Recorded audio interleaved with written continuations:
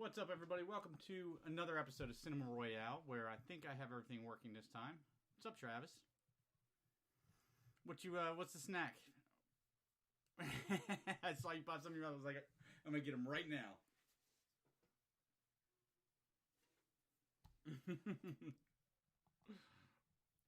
Right.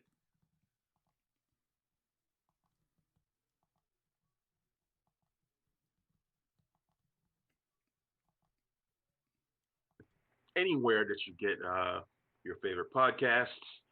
You can also follow us on YouTube. Yep. Excuse me. And on this week's show, so last week, or should I say earlier this week, this is basically our second show this week. Last one we spent the entire hour talking Disney, so we didn't really talk about any movies at all, other than stuff that they announced.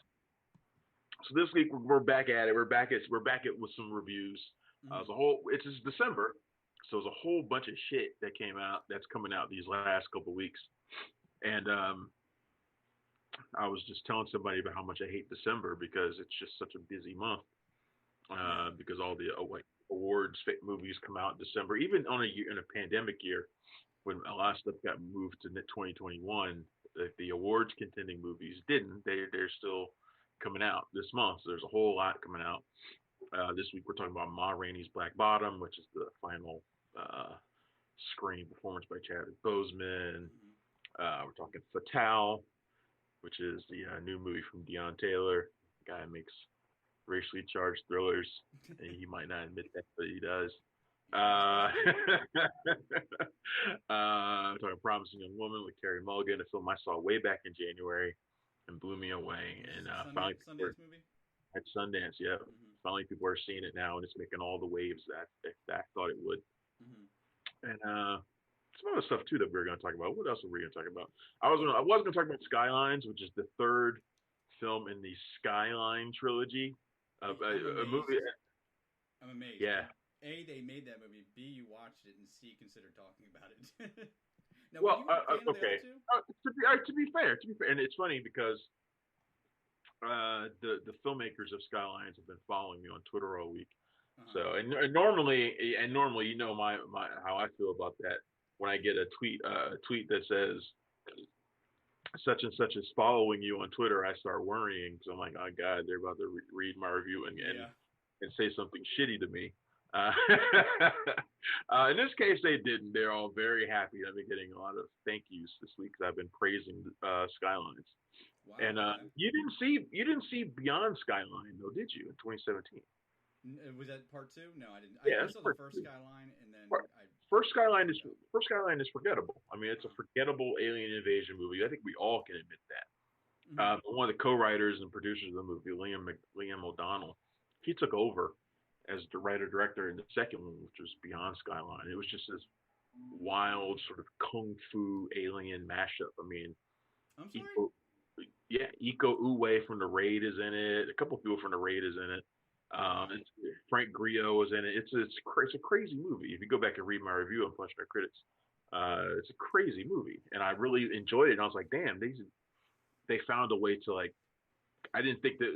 First of all, I didn't think Skyline was ever going to get a sequel. Why would it? Right. I mean, it's a whole 7 years later that we got that sequel. Although that does seem exactly like the type of movie that gets 14 sequels because it does amazing in Japan or whatever. Like Resident Evil. That wasn't the case with this, though.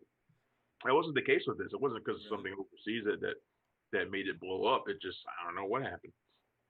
I think it's just because the first one made money, but it just wasn't like a gigantic hit or anything, and it sure didn't seem like it deserved a sequel. Probably never would have got one if O'Donnell hadn't totally flipped the script on it. But he found a way to make it different, something new, and it was actually really fun. And then the third one, Skylines, which is out now, is fun too. Okay.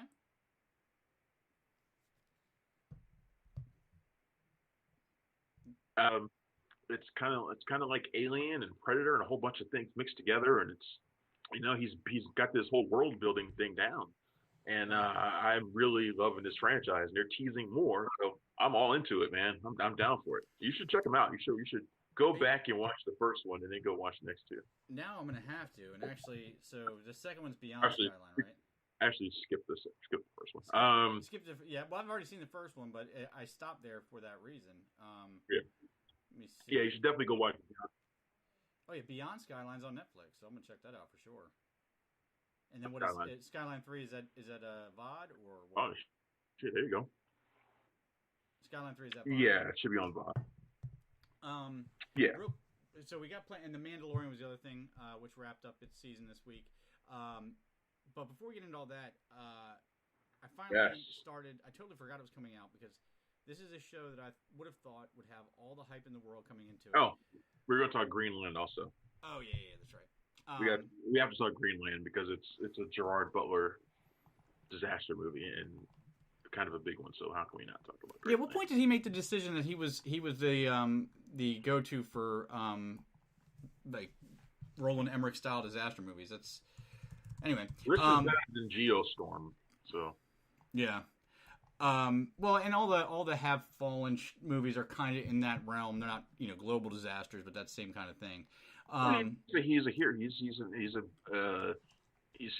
an action movie star. And the thing about Greenland is it's directed by Roman Waugh, who did the most recent Fallen movie, Angel Has Fallen, which was the best of the three. Angel Has Fallen was by far the best of the three Fallen movies, and now they team up for Greenland, which is one of the better disaster movies that we've seen in a long time. It's certainly better than anything Roland Emmerich's done. It's actually really good. It's like genuinely good. It's not just like, oh well, it's good for a disaster movie. No, it's actually a good movie. Yeah, I mean, and that's what I was getting to. It's kind of a turn for him, but it's weird for me. Like all of a sudden he's the one that's starring, or maybe I'm just seeing it that way. But anyway, one show that I actually just watched this morning, it just came out last week, but I finally got to it this morning, that I was surprised I forgot was coming out because there didn't seem to be that much hype about it, and you'd think there would be, is The Stand on CBS All Access. I knew it was coming. I just didn't care. Yeah, I mean, I always liked it. I mean, you got to be in for it. Stand. There's something about this that has not hooked me. Right. And I can't explain what it is. I think it might just be the CBS All Access thing because I have no interest in anything on CBS All Access. Right. Like nothing. I just the same way I have like no interest in anything on CBS other than like The Amazing Race and Big Brother. Like I have no interest in anything that CBS does. And they're building a pretty.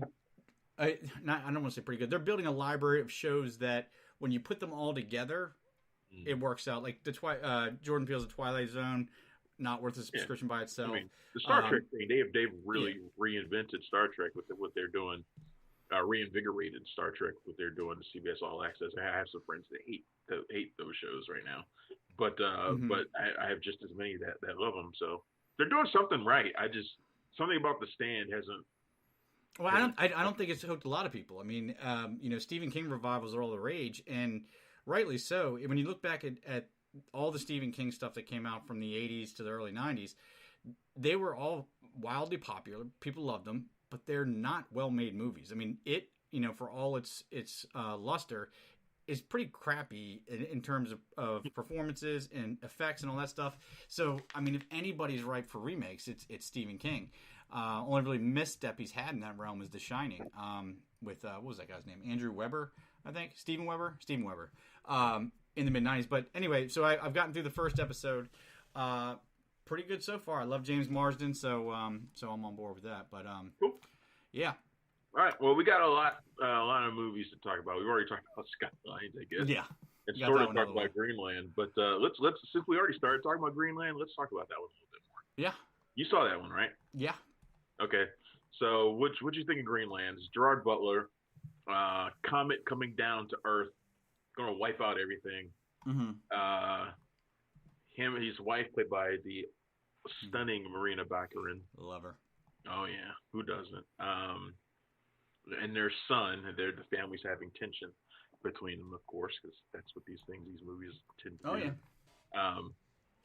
They get separated, and basically the movie's about them trying to come back together, and get to a place where they can be safe in Greenland.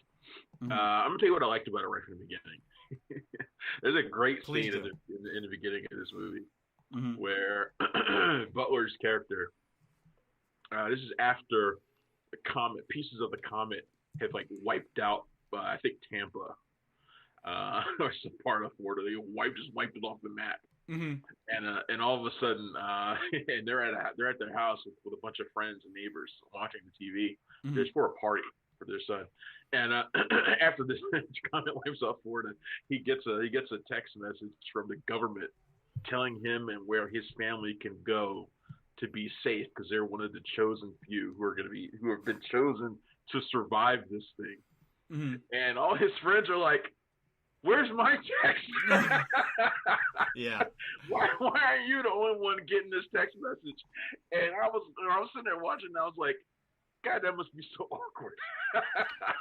Yeah, I mean, my phone would have went right back in my pocket, and I would act like nothing happened. To be honest with you, because they were so resentful and so angry, and he was just like, "Hey, look, man, Yeah, I mean, to put it in a simple way, imagine you're sitting in a room with all your friends, and it comes across the TV that you just won $10 million, and everybody turns around and looks at you. It's even more so than that. Yeah, I mean, the best thing about worse than that. This is life and death.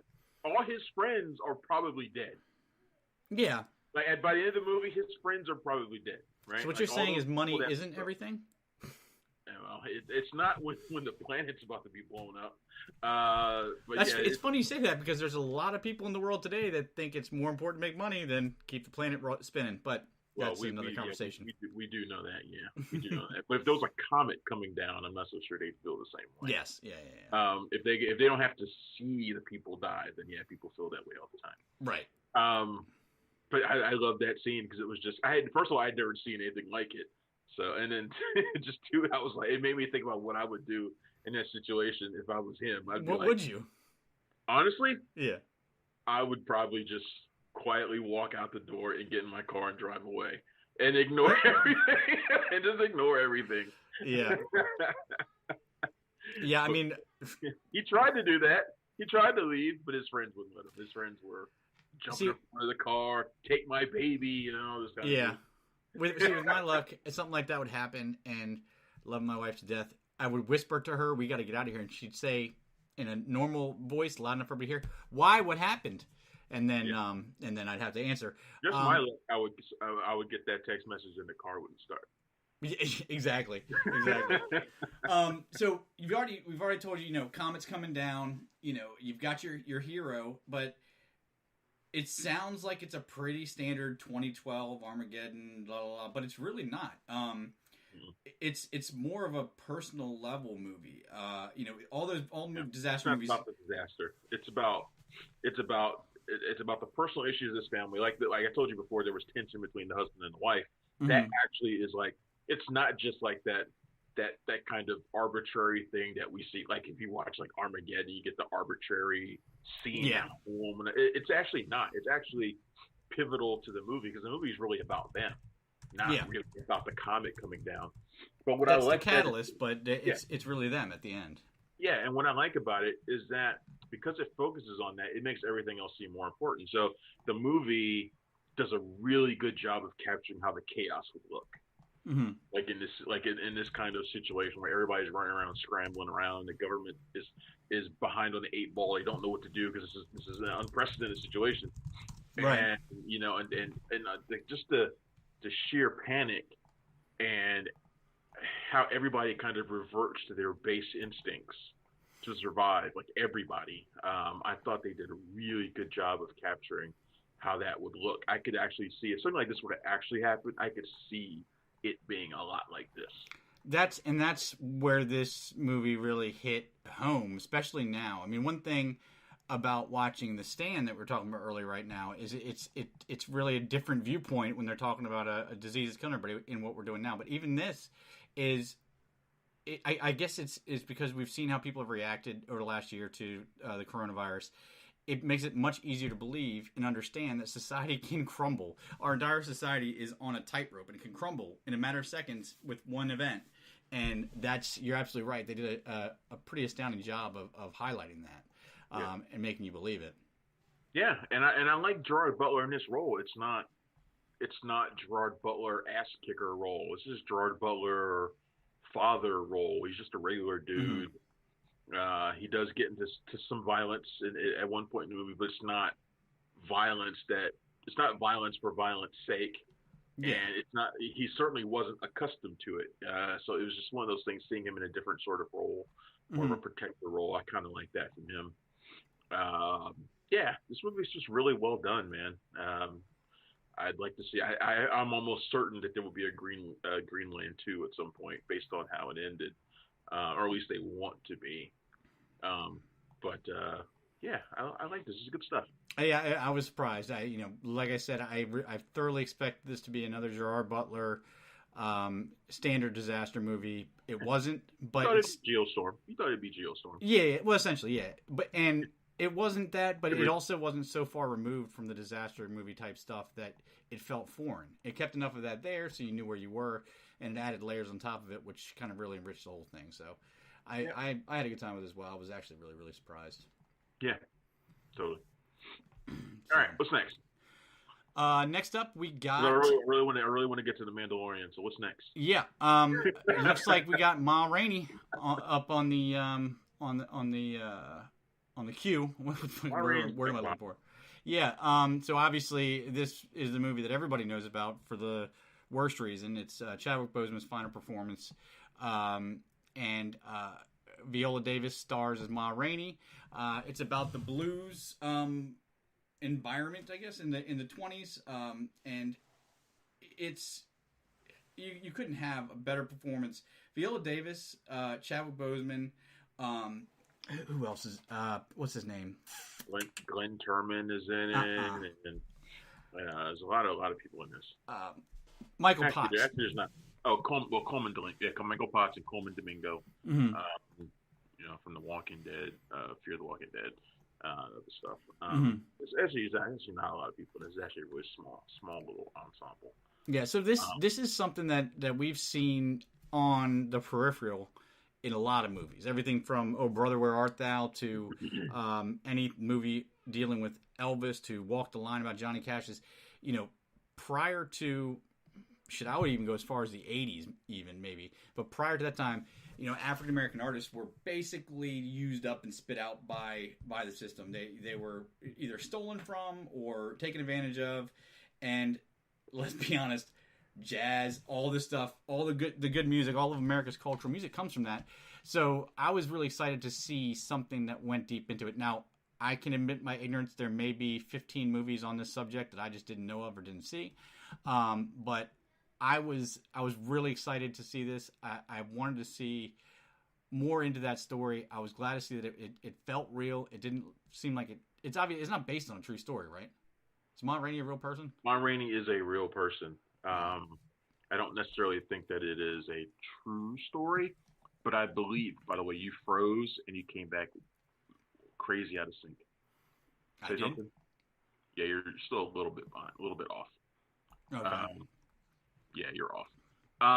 You've been freezing off and on a little bit the entire time, but then you froze for about 10 seconds. Now you're like off. Twice. Ma Rainey is a real jazz musician, queen of soul. Color me ignorant then. Yeah, but while the story may be fictional, the situation is real. Basically, what this movie is about, and it's about a lot of things, but one of the things that it's about is the way that black culture is adopted and adapted, and the people who perform it are used and abused, and they don't get the recognition for their contributions. Mm-hmm. In the case of Ma Rainey, there's parallels between her and Viola Davis. Viola Davis, who plays her, famously went on not a rant, but she went through a period where she was really talking a lot about how she's this best actress winning performer, and she doesn't get the same recognition or the same pay as the white actresses who have done equal or less than her, and she talked about that a lot. Mm-hmm. Ma Rainey was sort of in the same situation. But the thing with Ma Rainey that differs from the character played by Chadwick Boseman, who is this ambitious jazz trumpeter, a real hotshot, is that she recognizes her place and her value. Mhm. So she comes into the studio where she's supposed to make this record, and of course it's owned by these white guys, and she's angry and obstinate and demanding, and and they're bowing down to her to do to give her everything that she wants. She wants a Coke, get her a Coke. They're doing everything they can to give it to her. But at the same time, they're using her. Right. At the same time, they're using her. She's not going to get the money for this that she probably deserves. She's never going to own her own. She's never going to own her masters or anything like that. She's not going to get that kind of credit. But the thing about her is she knows her value, and she knows what she's worth. So she's going to make these white people earn every single bit of what they're taking from her. Right. And Chadwick Boseman's character is a really amazing performance by him. He's kind of feral in a way, Mm-hmm. but he's also kind of vulnerable. He's a real slickster, ladies' man, real angry, real chip on his shoulder guy. He wants to have what Ma Rainey has, that kind of power she has to be demanding of white people, but he has no understanding of what she goes through for that. He has no understanding of what she knows. Right. So he's just totally unprepared for when he gets rejection. Like he's not prepared for any of that stuff. But she's prepared for all of it. She knows everything. Mm-hmm. And it's just a really, really well made It's really well made movie. It's a tragedy. It's a very, very it ends in a tragic note. But it's an amazing performance by Chadwick Boseman that I think he's going to get nominated for posthumously. He's going to get nominated for it, I think. Because that's how good he is in it. Yeah. It could be a 2 nomination year for Chadwick Boseman, actually, because I think there's a good chance he gets nominated for the Five Bloods as well. He just won from a New York Film Critics Circle for his performance in the Five Bloods. So it'd be amazing if in the year that he passed away, he gets two award nominations. Yeah. For his roles, that would be insane. But it is a definite possibility. And Viola Davis is good as well. I mean, she's always good. It's just a different kind of role for her. She's big and heaving and sweaty, and it's just a really different kind of role for her. Yeah, for sure. I mean, everything you just said, I'm on board with. It's the only thing I would, Chadwick Boseman is so good in this. I was glad that he was so unarguably good in this, because the last thing I want is what always happens. There's always some idiot that steps up and says, "Oh, he's being nominated just because he passed away or something." You can't say that. You can't. If you watch 10 minutes of his performance, you'll have no argument to say against him not being nominated for this movie. And it feels like the type of movie somebody gets nominated for as well. Kind of also like poetic beauty to it is that this was produced by Denzel Washington, who everybody's heard that story now about how Denzel paid for Chadwick Boseman to go to college and started him off on his career without even really knowing him. So his final film is something that was produced by Denzel. So that's a nice little end around. One I wish we didn't have, but that's where we are. Denzel and Viola Davis, of course, teamed up for Fences a few years ago. This is another August Wilson adaptation, just like that was. So. Yeah. This is what I don't get. Watching this, and Viola Davis has always given off this aura anyway, and I've always, even when she's not playing, Ma Rainey is fierce to the next level. Oh, yeah. But I'm sitting here thinking, I'm like, how did we ever get the idea that women were subservient back in like the 50s, and that they aren't powerful and they can't run things and they can't do you see women like that? I mean, and I'd let her run the country. She's taking no shit and she's holding it down. I mean, and that's Viola Davis. And I know you said it was kind of a different role for her, but I always felt like she had that power, even in things where she was more reserved, like in the Help, right? So she was more reserved with Octavia Spencer, kind of taking on that outgoing role, I guess. But even in her reservation, she's powerful. The scene that stuck with everybody when she's sitting with the kid telling her she's smart and she's beautiful. I mean, there's some power that emanates from her that is just completely solidified this character. It's like there was nobody else that could have played her. So, yeah. And that's how interesting my reviews are, folks. All right, what did you think of Promising Young Woman? Let's kind of breeze through these last couple so we can. Yeah. Or we're already. I don't know where the time goes, but whatever. Go ahead. We started late and then we had to restart, so we're actually only 25 minutes in right now. Oh, so, okay. Well, that's better. Yeah, so we got some time. What did you think of Promising Young Woman? Because this is a major film that's out right now. It's getting all sorts of acclaim and accolades, and like I said, it's a movie I saw way back in January at Sundance. But right. And I was excited to see how people reacted to it. So, what'd you think? So the first thing I thought watching this is what happened with Carey Mulligan. She's obviously still an amazing actress. I don't remember, what was it? Shame was her, like, the year Shame, was that 2011? Was her big breakout year. She was going to be the next big thing, and then she just kind of not really disappeared, but she was more on the fringes. She wasn't doing what we thought she would do. Her breakout year was an education, probably. For about a minute. Oh, now you're out. Now your sound is out. I think it's actually on your side, man, because I'm looking at my network and I'm good right now. Nothing going on over here. But okay. Anyway, well, I mean, her breakout year was in education. That was her breakout movie. Right. And right. She's still. I mean, she's always been busy. I mean, it's not as if she stopped. But I think our expectations for her were different than the expectations she had for herself. Right. She has this debut role in an education, and it's just such a phenomenon. I think, did she get nominated for Best Actress that year for an education? I believe so. And and we think, well, here's the next Meryl Streep, and maybe she still will be. She's, Jesus Christ, she's young as hell still. But it's just that she has made multiple prestige films that she's been excellent in, and she's not out there trying to make blockbuster movies or anything like that. This is the closest thing she's done to a mainstream studio film, and it's not one at all. Yeah. It's not one at all. So, I mean, I don't think there's anything that's gone wrong with Carey Mulligan. She hasn't gone off the wrong track or anything like that. She means movies like Wildlife and Jesus Christ. Well, she did Wildlife, Suffragette. Suffragette. I'm thinking of Far from the Madding Crowd. These movies like that are acclaimed as well. So she's basically being the A-level actress we thought, and just going for quantity or quality over quantity. So yeah, and basically that's it. I mean, she's got another movie coming out soon called The Dig, which is supposed to be really another prestige film. It's supposed to do really well. So I think it's going to be on Netflix. So there's nothing that's gone wrong with her career. She's perfectly fine.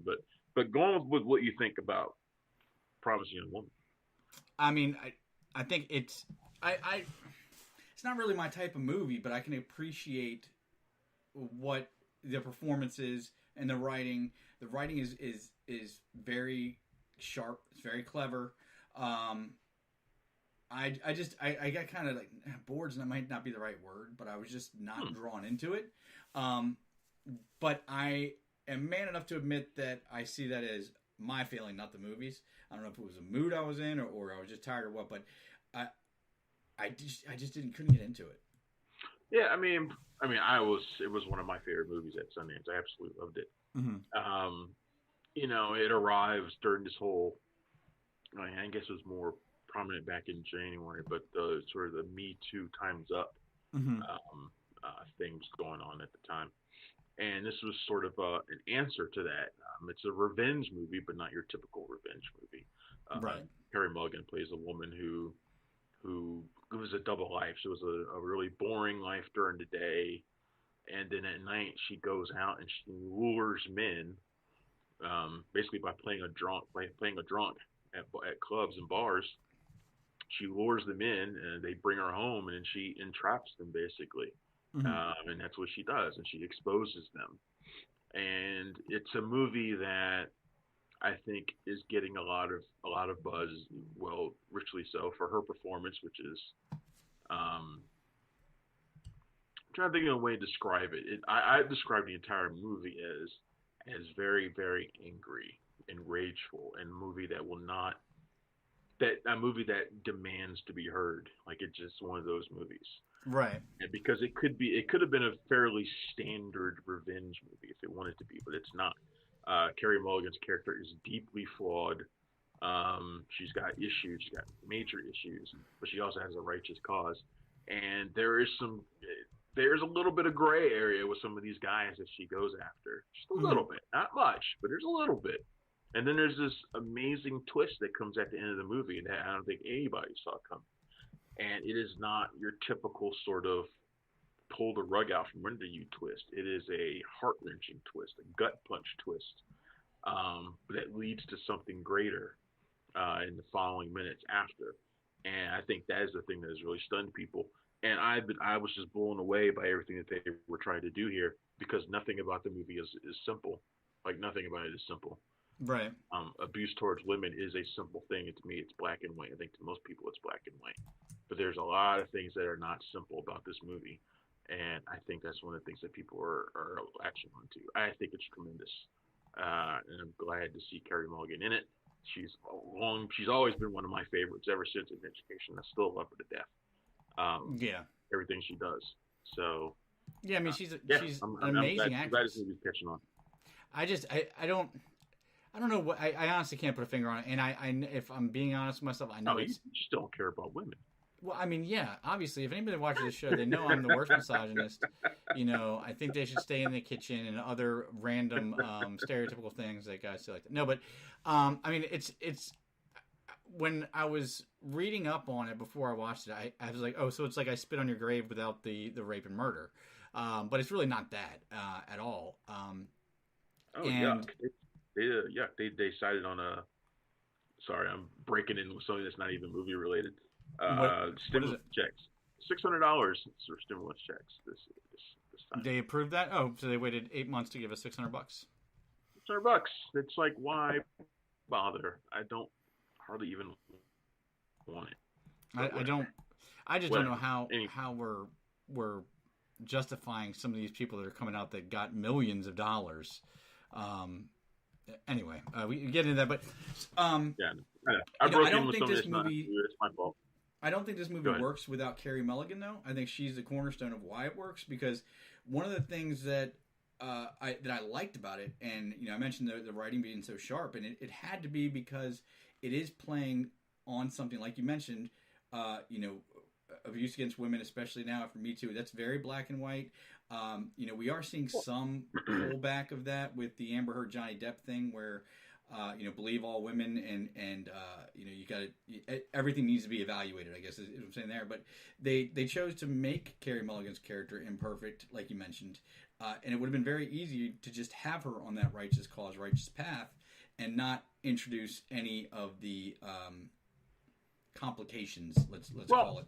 I think it was a very, very deliberate choice to have almost all the men that she encounters be played by actors that we generally see as nerdy and innocent.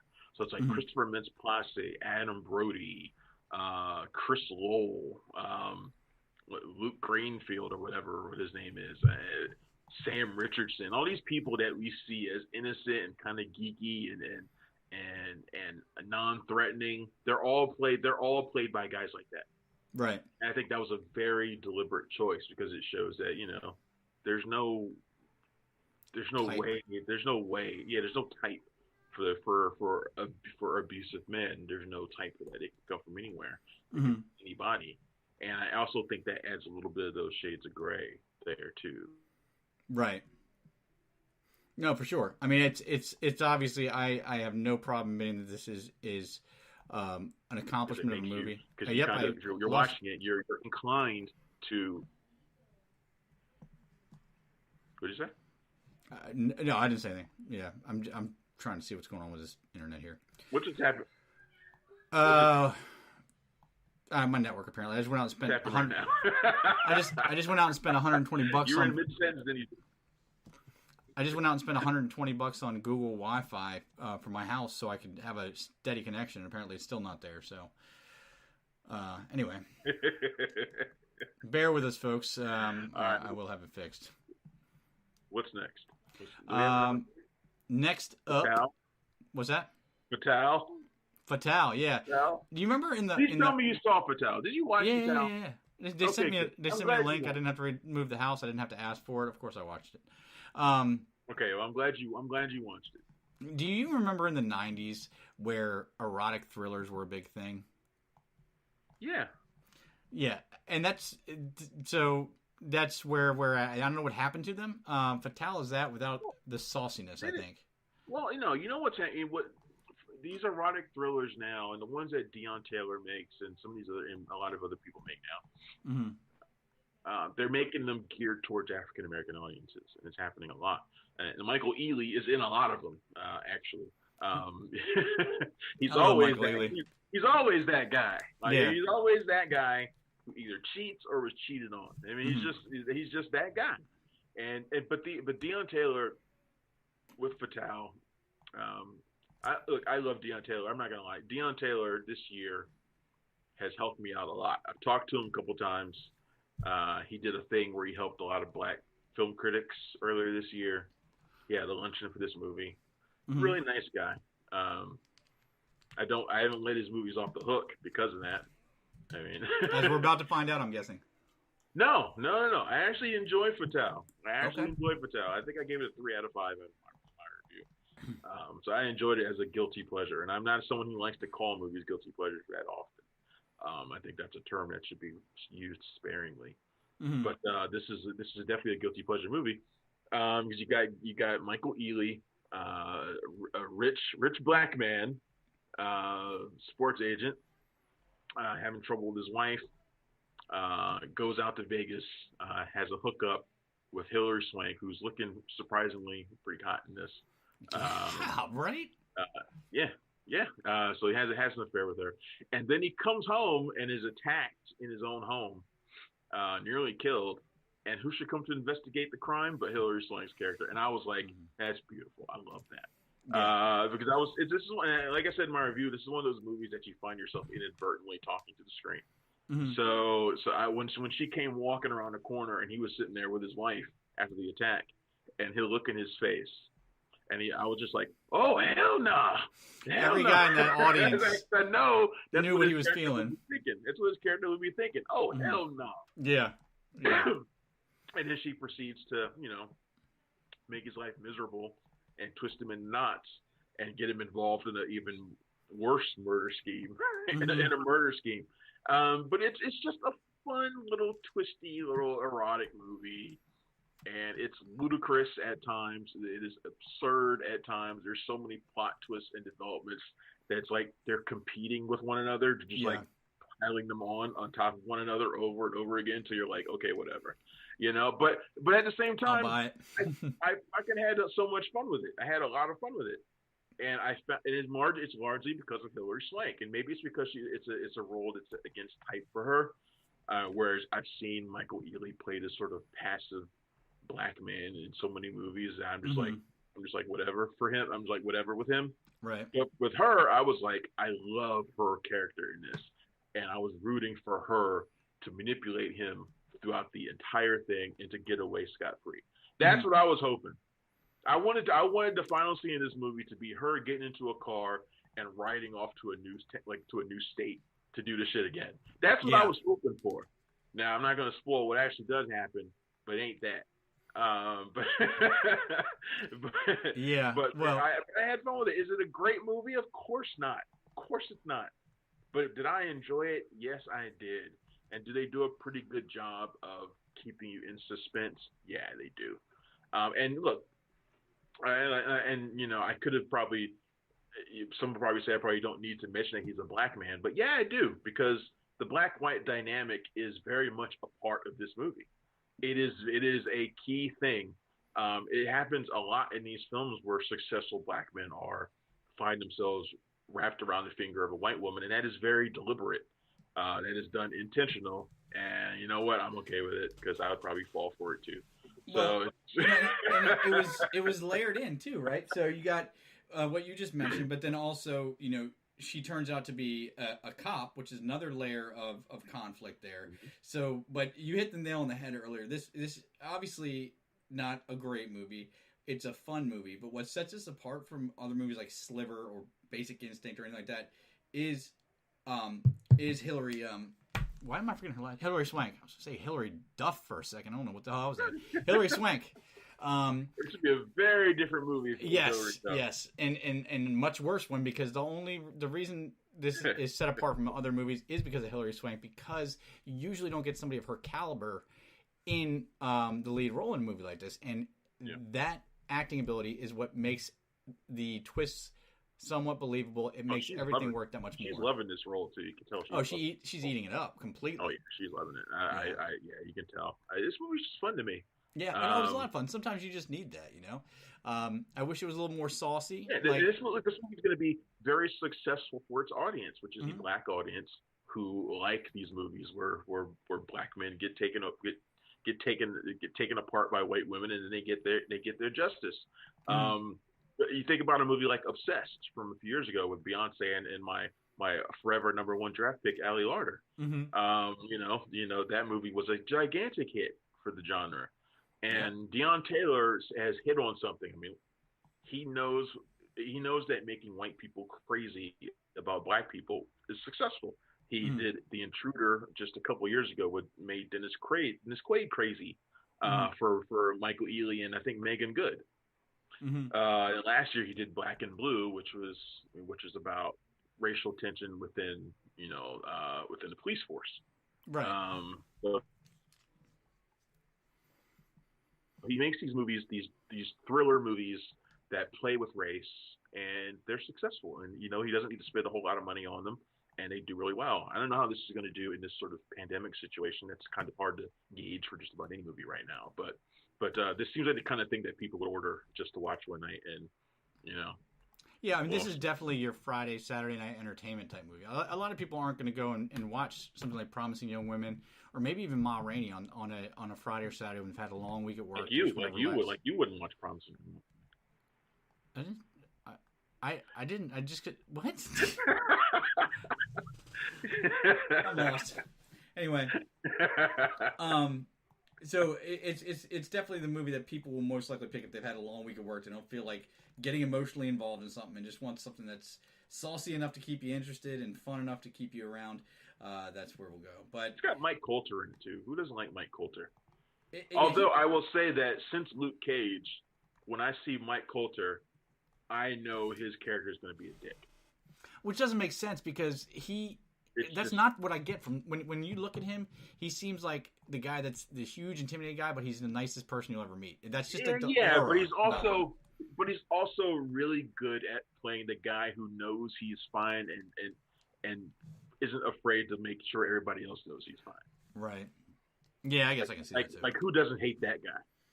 Oh, everybody hates that guy. That guy. That guy doesn't hate that guy. Sucks. That guy who doesn't need to look in the mirror in the morning, but does anyway. Like he doesn't need to worry about whether or not he looks bad when he goes out because he just doesn't.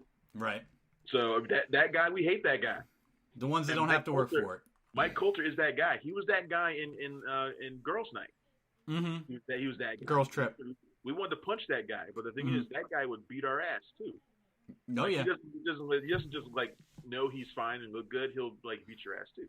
Yeah, you can't do anything. You're in a corner and you just gotta accept it. That's right. So Mike Coulter, as cool as he was in Luke Cage, what are you gonna do? He's really good at playing a hateable dude. Yeah, I just don't like hating him, I guess is the thing. So we gotta get into Mandalorian now. Season 2 wrapped up this past Friday. I can't imagine anybody would have known what was coming. And obviously, big spoilers if you haven't watched it yet. But I got some complaints about my posts about the Mandalorian. Yeah, I fielded a few as well. But yeah, in fairness, they said the title was vague enough. Well, I know. Okay, so this episode of the Mandalorian season finale, I can't.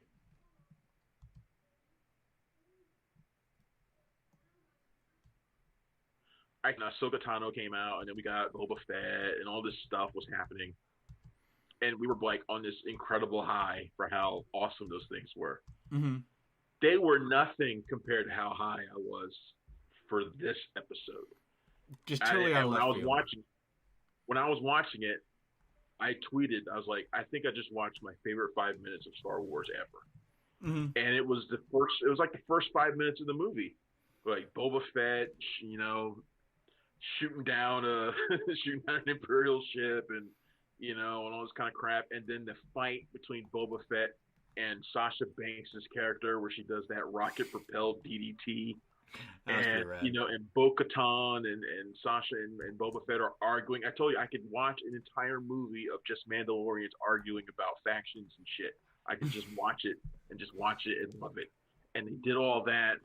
And Cara Dune is there. And all this stuff is going on. I'm just like, this is like the greatest thing ever. When Star Wars is at its best, Star Wars is untouchable. Yeah, there's not... Unfucking touchable. And this episode was untouchable. I mean, there was everything about this episode. Well, there's one thing you can touch. It's not even a ton of shit that happens in it. Like, it's not like it's like an especially busy episode. Mm-hmm. But the things that happen in it are so impactful. Like everything going on with Grogu, like his departure from Mando at the end almost made me cry. Yeah. To the stuff with the dark troopers who are fucking amazing in this. He looked like demons. Yeah. You know, everything about this was just incredible. Like a stormtrooper fucked a Terminator. Yeah, they were just amazing. Mm-hmm. And, you know, the fight between Moff Gideon and Mando where he gets to finally use that damn Beskar spear. You knew it was going to happen. You knew it was going to happen. You knew it. And they make you wait for these payoffs, and the payoffs work. They do. Payoffs work. And all this stuff. And then you get to the final minutes. And everything, it just, you can't go any better. Can't get any better. Elevated. You get cards like, oh, a lone X-Wing. Great. Yeah. And you're like, and my first thought immediately was, a lone X-Wing destroyed the Death Star. Yeah. That was my first thought. And then I was like, is that the same guy who blew up the Death Star? Dude. I was watching it. I was like, did you see this green lightsaber? And I was like, even though I was like, that no one else really uses that green saber, I'm like, that can't be him though, right? And I'm like, and then it's like, oh my God. I almost had a heart attack. Yeah. And the most beautiful, obviously, we're talking about Luke Skywalker shows up. I mean, that's probably my worst geek out moment in the last 10 years was when that happened. Because they say, oh, we got a lone X-Wing approaching. And my wife's next to me and I yell out, only one person flies an X-Wing by themselves. Like I went full nerd. I said, if he's not in a squadron, we know who it is. And then he comes in. And there was this perfect, whether it was intentional or not, I don't know. Did he not look like his father when he was slicing through those? There was, as I was about to say, there's this perfect mimicking or parallel between this and the end of Rogue One when Vader's going down that hallway. Yep. You know, he's coming through. You see him using the Force and his lightsaber. You see the awesome power of Jedi Master Luke Skywalker, which we never saw, really. You saw one kind of dodgy fight with his dad that he didn't want to be in. But you see him go in here and eviscerate 40 of these dark troopers who earlier we saw Mando barely get by 20 minutes to get by one and got his ass handed to him. So I mean there was like you said it opens up with Boba and that the whole Mandalorian political stuff. I went back and watched the Clone Wars arcs regarding all this stuff just because it is so interesting for some reason. And this episode just elevated. Didn't think it'd go any further, and then Luke Skywalker's dropped on there. I mean, it was ridiculous. The only thing, obviously, there's two things I would have changed. The CG, for some reason they did a total person replacement. Obviously Mark Hamill wasn't on set. Didn't even really sound like his voice. It sounded like they did a computer generated voice from the older movies. I think they used his voice because I think he's talked about this a little bit. So I think they used his voice, but they may have tweaked it so it sounds younger. Right. Yeah. But I think this would have been a perfect time. You know, it was pointed out by somebody a while ago. Have Sebastian Stan play him? Yes. Dude, why do you say that like it's not the smartest thing in the world? Because that's what everyone has been saying. It's like, was it Sebastian Stan? No, it wasn't. It should have been. That would have been a perfect way. You know, you've already got 10 shows. Let's do new Jedi Academy show. Sebastian Stan is Luke Skywalker. There is trepidation to recast any of those people after Solo. That's stupid. I At don't this know. point, I think the concern is legit. I think the concern is legit. This doesn't mean I think Alden Ehrenreich did a fine job as Solo. But that's not what was wrong with the movie. It wasn't recasting a classic character. I It was know that. a show. I know that, and you know that. But the box office spoke, and the fans spoke. So people are like, so I think there's legit concern about casting something like that. And I think if they had cast him like that, if they had done that, it would have been a distraction on the episode. On which you need to be a finale that people are taking in the whole thing. You don't want to be distracted by having Sebastian Stan suddenly show up as Luke Skywalker. I think we'd not for nothing, but the CG was a bit distracting. We'd spend the entire. I think it didn't bother you. Skywalker, I didn't take time to sit there and analyze the CGI. He looked like Luke Skywalker to me, and that's all I thought. I thought for a second, he looks a little bit cold. I could tell it's CGI, but and there was a person playing him or doing like the physical aspect of it, but they used CGI to for the rest of it. So I thought for a second, he looks a little bit cold. I could tell it's CGI, but otherwise, but then again, I was like, this is also the period when Luke Skywalker is kind of cold, so it didn't really bother me that much. The Jedi Master Luke Skywalker that we saw in Return of the Jedi was cold, so it didn't really bother me that much. Yeah, I mean they replicated his entrance to Jabba's palace, which we'll talk about again in a few minutes in another subject. When he walks in there, and I'm being nitpicky because as bad as that CGI, and it wasn't bad, it looked just like Leia or Grand Moff Tarkin from Rogue One, but. If that's me picking at something, I didn't even think about it until the show was over because you're so into it. And then, you know what? There was another thing. So Luke Skywalker shows up and you're like, this is the best thing ever. And then R2 rolls in and I just died happy right then. To see Luke. I mean, because R2 is one of my favorite characters. And I feel like he got the shaft. I like that it was R2 that finally made Grogu break away from Mando. Yeah. Yeah, like because he didn't want to leave, he didn't want to go, and then R2 rolls up. And he's like, "Oh, droid," and he just like, well, he's got a history with Yoda, so he knows those people. R2 got the shaft in the sequel trilogy. I mean, he was turned off half the time in favor of BB-8, and he's always been one of my favorites. I loved seeing him back, and standing next to Luke was great. So, it's and then amazing the power there is in seeing Luke Skywalker after all this time. I mean, we just saw him in the previous trilogy, but if you're thinking about, because I had a lot of people who were confused. I have some friends who legitimately thought that Grogu was actually Yoda, so they didn't understand. Yoda or the regular one? They did like OG Yoda. Oh wow! Okay. Yeah, right. I know. I agree. Right, exactly. I was like, how can you be this dumb? But or just ignorant. But people I think they're probably not alone. If I have friends who felt that way, that means there are other people. Oh yeah. So they legitimately had no idea when this series took place. These are probably people who never watched Rebels, never watched Clone Wars. They have no idea. Their only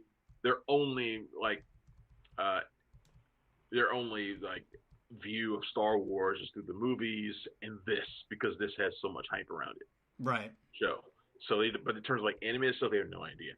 So, but even for those who know, this thing takes place a few years after Return of the Jedi, and still, I never thought there was a shot of seeing Luke Skywalker in it.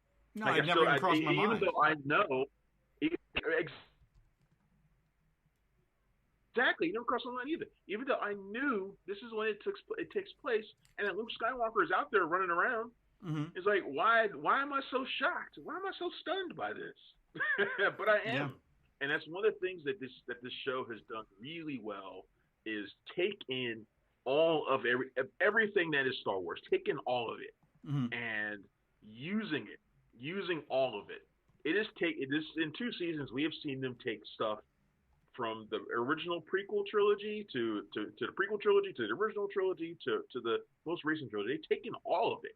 And used it and honestly they've made a lot of it better, because I would say that this is probably the most fun Star Wars has been in ages.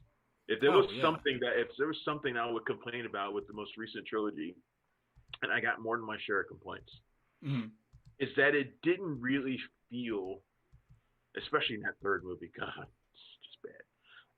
It didn't really feel like people having fun making it. It didn't feel like people who love Star Wars making it.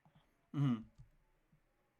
Yeah, It felt like people who were just making a Star Wars movie because they're supposed to make a Star Wars movie. The Mandalorian, through Jon Favreau and Dave Filoni, feels like two people who fucking love Star Wars.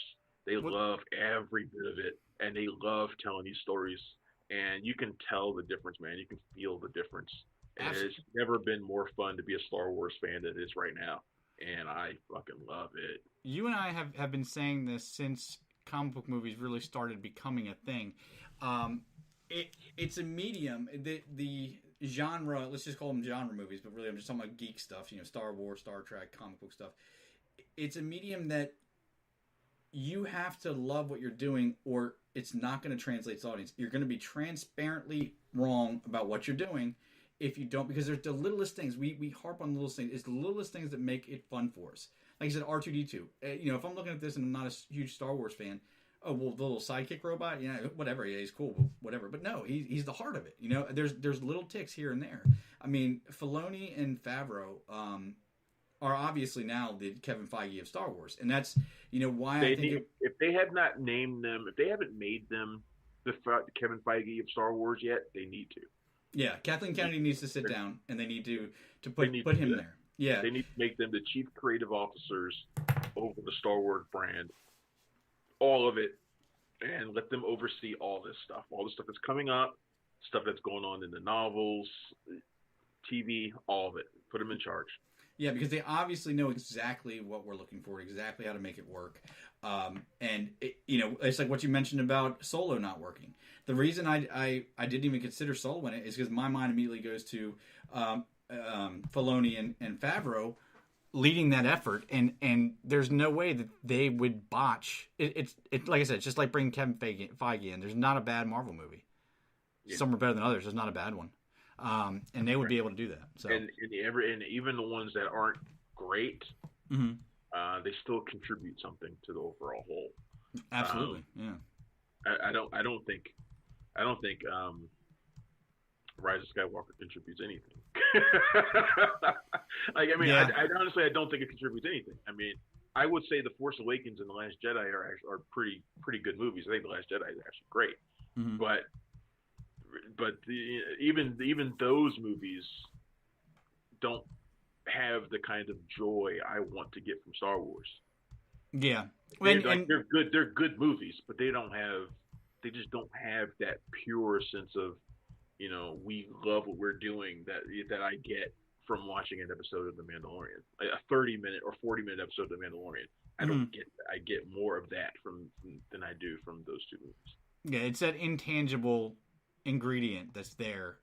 The Force Awakens came close, but with Rise of Skywalker, I've kind of been all over the map, and I stand by my original thoughts in the movie. When I saw that movie, I was fist pumping. I had a great time watching it in the theater. I was happy with it because I didn't know what I was missing. And then and then you saw that Colin Trevorrow script. Yeah, I saw Colin Trevorrow's script, and you're like, and then I started thinking about all the things that they didn't do or that they could have done. I'm like, what?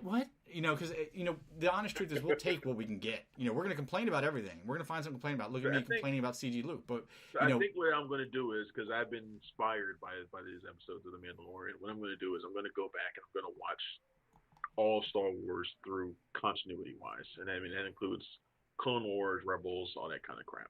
I'm going to watch them all. It's going to be an undertaking, but I'm going to do it. And then when I get to Rise of Skywalker, I'm just going to go and look for that Colin Trevorrow thing. I'm just going to read it. And I'm going to pretend that that's the movie. Theater of the Mind. Yeah, I mean, there was so much that I didn't even consider. Like, I'm watching the movie like, oh, this is awesome. They got X-Wings and they have lightsabers and la, la, la. But then you read that script and you're like, holy shit. We've had this conversation before. It just looks like someone who was taking in the two movies that are already out and was using all of it to make a story. Mm-hmm. Whereas The Rise of Skywalker looked like somebody who had a grievance and was just was trying to impose what he wanted in it. That's what it felt like when I was watching it, and I was just like, Yeah. You know, and look, I gave it a 3 out of 5, so I didn't despise it. It's Star Wars. It's hard for me to despise any of it. Right. And like even the worst of the prequels, I would still give a 3. Mm-hmm. I would still give Phantom Menace a 3, even though it's talking about trade routes for 3 hours. But but but you know, it just felt like somebody who had a chip on his shoulder and was just like, I'm going to do this right now. Yeah. Because whatever. You know, I'll just go read that Controversial, you know, breakdown of what he wanted to do, and I'll just say that's episode 9, and I'm done. And I've warmed up to that viewpoint, but there's one major thing that we still haven't discussed that I almost missed. Thank God my brother texted me, because he had watched it. Yeah, you could have missed that easy. I'm glad I watched all the credits. I was so sky high that I was like, I'm going to sit here and watch this joint. Well, they almost set you up to miss it, because usually one of the coolest things about The Mandalorian right off the break was the end credits had all the concept art. And it was just beautifully drawn concept art. And I would sit there and watch it every time and see all the little scenes. But the finale just had a black screen. So we're getting ready to turn it off. And my brother texted me. He's like, don't make sure to watch the post credits. I'm like, what the hell could they still have the reveal at this point? And we open on the end credit scene opens on a very familiar site of Jabba's palace. And Bib Fortuna is in there. Bib Fortuna is trying to be like Jabba. He packed on about 30, 40 pounds. It's like he's been living high on the hog. Right.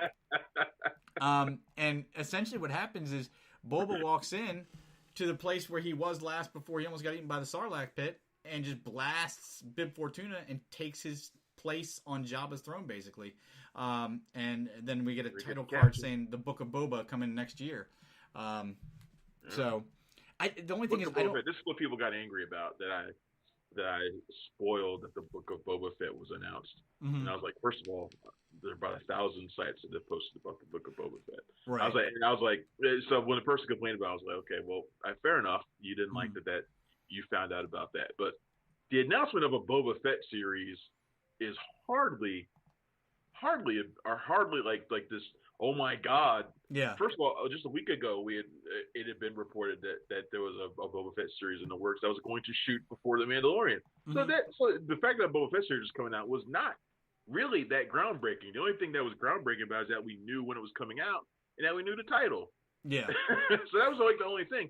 But then the thing that really mattered was the circumstances behind it, like how he did it. Yeah, that's it exactly. And what he did to set the show up. Mm-hmm. And that I didn't spoil without putting big spoiler warnings ahead. So people complaining about that, I was like, whatever. Fair enough. You didn't like finding out about it that way, but nothing got spoiled for you. You still need to watch it to find out why there's a Boba Fett series. Yeah. And honestly, I don't know. A Boba Fett series wouldn't have interested me nearly as much until this season of The Mandalorian. I mean, because he, to me, he was a very cool looking character that didn't really do anything. He's got Fennec Shan next to him, by the way, which means we're going to get more Ming-Na. And anytime I'm going to get more Ming-Na, I'm a happy dude. Yeah. And she's 87 years old and looks like she's 22. And it's just, I don't understand it. It's amazing. Ming-Na is amazing. Yeah. And I'd just be interested to know what it's going to be. I mean, obviously they're setting up for him to run a criminal empire, like in Jabba's place. But it can't be another bounty hunter show, I'd imagine. But they've been trying to get something like this. Boba Fett has been the one. They've been kind of teasing this a little bit the entire time he's been there. He's made it a point, and he did it again in this final episode. He's made it a point to say that I'm not a Mandalorian and I am on my own. Mm-hmm. So he's been distancing himself from the Mandalorians from the very beginning. Well, I just mean as far as a bounty hunter show, not so much a Mandalorian show. Definitely not a bounty hunter show. It definitely doesn't look like it's going to be a bounty hunter show. It looks like it's going to be a Star Wars Underworld show, which I seem to remember them teasing like years ago. Well, there was a game. Boba Fett's been a property or been a character they've been trying to build a property on for years. There's the infamous Star Wars 1212, I think it was, where you're a video game where you're a character in the underground and you can be a bounty hunter. They've been trying to do something with Boba forever, and it wasn't until now that it actually seems like it could work. So there's so many things that they could do. That's the beauty of Star Wars, is that the opportunities and the possibilities are limitless. I mean, George Lucas accidentally created this amazingly deep and rich universe that you could do stories on bounty hunters, on Jedi, on anything. It's ridiculous. So, yeah, totally. So What are you gonna? this is the best time to be a Star Wars fan. It's incredible right now, and it just makes me want to go back and watch The Mandalorian again. Yeah, I think I'll be rewatching the finale when we're done here. But speaking of when we're done here, you got anything else you want to include? We're running about hour and 5. No. Next week is Christmas is coming up in a few days. So I don't know if we're doing a show next week or not. I haven't really talked about it yet. We got end of the year stuff we need to do as well, so we might need to skip next week's episode because I know I've got a whole bunch of end of the year stuff to do still that haven't even started on any of those things yet. So I don't know. I say that as if I would be doing it during this hour anyway.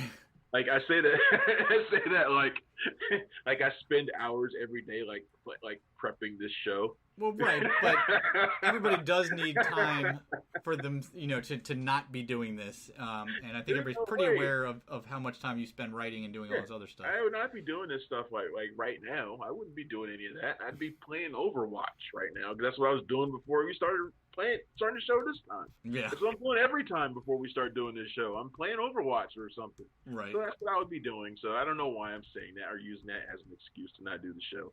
We might do the show. I don't know. We'll see how the holidays go.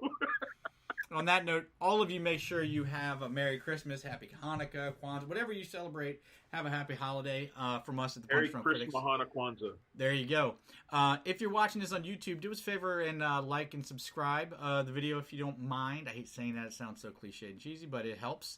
If you're listening to us on any one of the podcast apps, if you could do us a huge favor, number 1, subscribe if you haven't already. Number 2, if you can write a review of the show or rate the show, we would greatly appreciate that. We're going to try and loop in some rewards for people that do that in the future here. I've been thinking of a few things. But I'd like to have some rewards for me first. Can I get a reward first? And then other people get rewards? Because I like that. I can give you the Blu-ray I was thinking of giving away, or the screening tickets if you'd like those instead. No. But no, just go ahead and write a review of the show if you can, or tell your friends. However you want to do it, spread the word. We appreciate it. The website you can check us out every single day is www.punchdrunkcritics.com. Travis spends 94 hours a day updating content there, so everything is always fresh and new. On Twitter, the site is at PDC Movies. Travis is at Punchy Critic. I am at PunchDrunkJohn. On Twitch, make sure to subscribe to Travis's Twitch channel at cinematic_enforcer.